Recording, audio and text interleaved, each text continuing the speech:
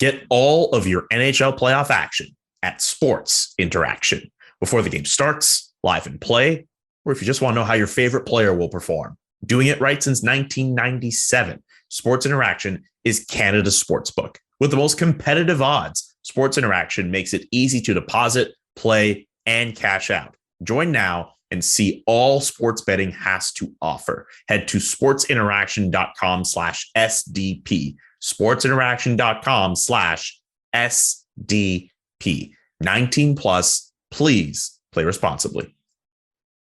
The fact that you can't tell who's the more dominant team after 4 games, that is really interesting to me. Like, Toronto looks really good in 1 game, and then Tampa just kind of corrects everything in game 2. Then Toronto looks good again, and then within a few moments in game 4, it's pretty much done and dusted. How do you see this best of 3, which is what Toronto and Tampa are pretty much left with, playing out? Well, I think that, basically it's the kind of series that makes you look bad. You know what I mean? Like if you had any prediction, if you say this has to happen for this team to win, like, that hasn't been the case. I mean, Andrei Vasilevsky's probably the goaltender you'd pick right now. We saw NHL players in the NHLPA pool. If you one guy to win you a game or whatever, you'd want Vasilevsky, and he's been relatively human. He's allowed 14 goals in 4 games, which is more than you would expect. And yet the series is still tied. And, we've seen Jack Campbell pulled, but also have a shutout in the series. Matthews and Marner have produced offense, and still the Leafs fans, I think, have a sense of like, oh no, we're back to where we were before. I mean, it's just a tough one to call. And it's really hard to make sense of it because we've seen so many penalties. Again, I don't mean to harp on this, but to see this many power plays in games, like getting 7 power plays in a playoff game, multiple playoff games, it's if that continues to happen with 2 teams that have these power plays, who am I going to say is going to win? Is it going to be the night when Kucherov throws daggers through your heart? Or is it going to be the night when, Austin Matthews and Mitch Marner connect on a couple power play goals, which, we saw one in the series anyway. So it's to me, it's a bit of it's the chaos series we thought it was going to be. We just didn't know it was going to be chaotic in this way. And, I thought maybe some close games. I thought maybe we'd see a high scoring game, like a 6-5 type of game, but it's usually been one team runs away from the other. So, we saw Tampa get to 7 in game 4. Otherwise, it's taken 5 goals to win each of the first 3 games. Man, it's just been strange. And the Leafs do feel like this is the moment they've wanted, I would say. They didn't want to get here this way, of course. You'd rather win. You'd rather play a great game 4 and get up 3-1 again. And everyone say, well, this time, could you close it out at 3-1? But, they've said all year that they're a different team, that they're not the same group of guys that lost meekly to Montreal in Game 7 and Game 5 against Columbus in the play-in and the bubble, and a couple Game 7s in Boston where they really didn't bring their best. And now they get a chance to prove it. And if they don't, and if they go down quietly, I don't even know. Like, obviously, it's about winning the series. Wins are what matter. But I do think there's an element of how they play that matters these big games. Because if you see another sort of freebie handover victory to the Lightning like they gave in Game 4, I mean, I don't know how long you can keep coming back with the same thing. And it's not to – I think sometimes people have got ahead of themselves on that. But, at a certain point, I just think the management's going to get to a breaking point. And so if you want to think positively, if you want to put some good energy in the air for our man Steve Dangle and a lot of other people that care about this team, this will be the moment that they push through the doubt and whatever has held them back in the past, and they play their best games and find a way to move on.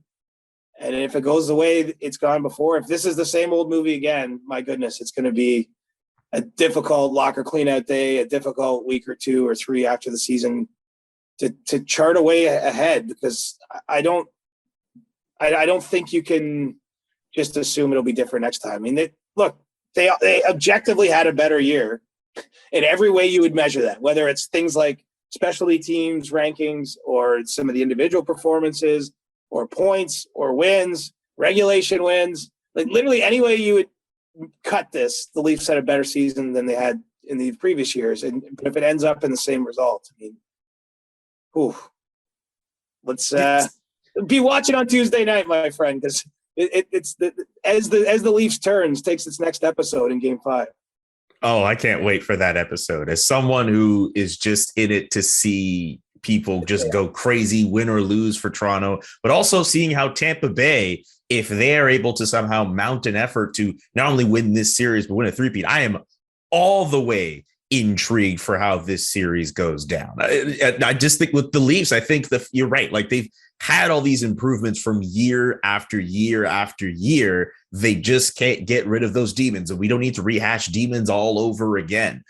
Like the one thing I just keep thinking about with this team, though, throughout the year, you've mentioned with management, they kind of don't see like this as like a all in, like win now year. Maybe next year has to be it.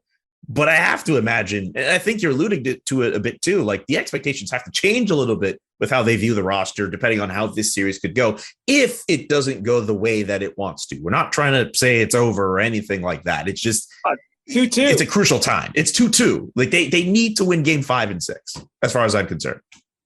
Right. They've got such a great opportunity in front of them. Like they're playing an awesome team, the Lightning. And it's 2-2 with 2 home games, potentially.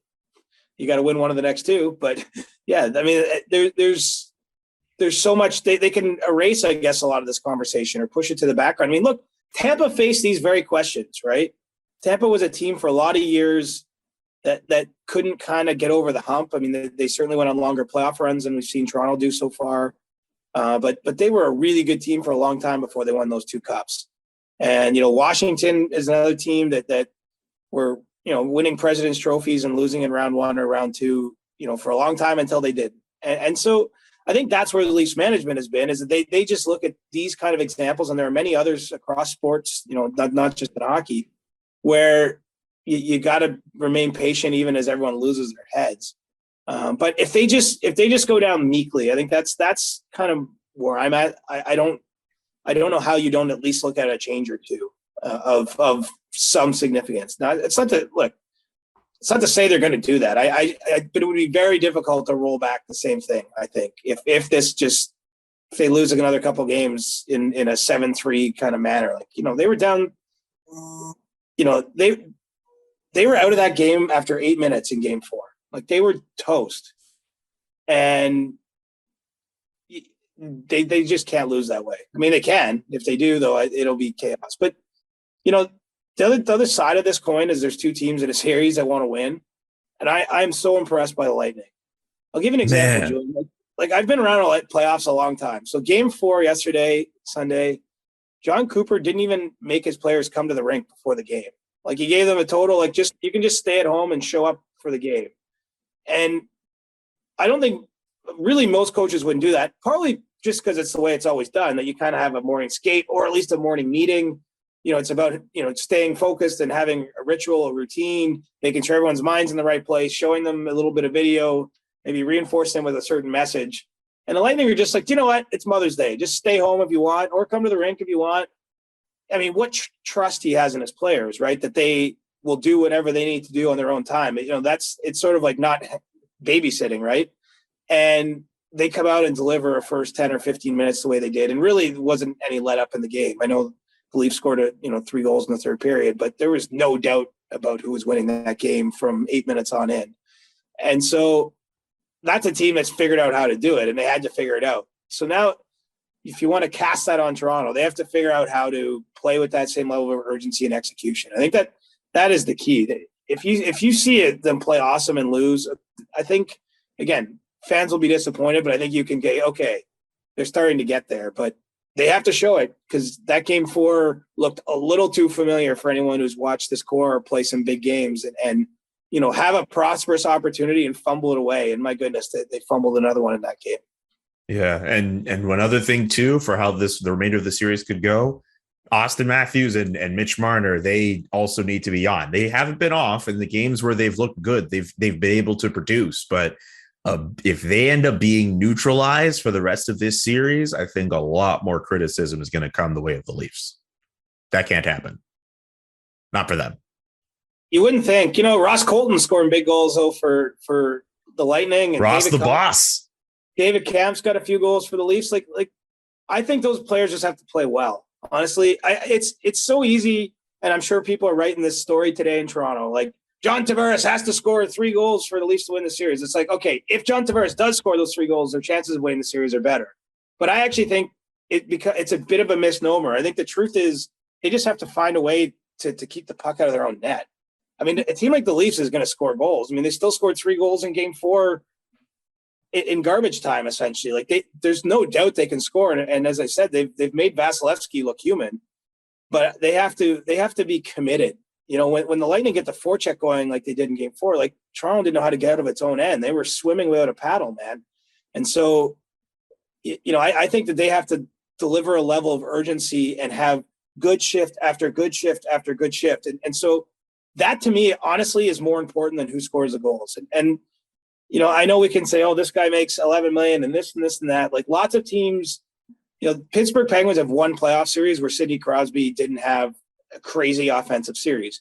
Now they've won playoff series where he had like dueling hat tricks with Alex Ovechkin and was an offensive star. You know, I just think sometimes we overlook the fact that you need great team play by your guys that play the most minutes. And it's not always just about scoring goals.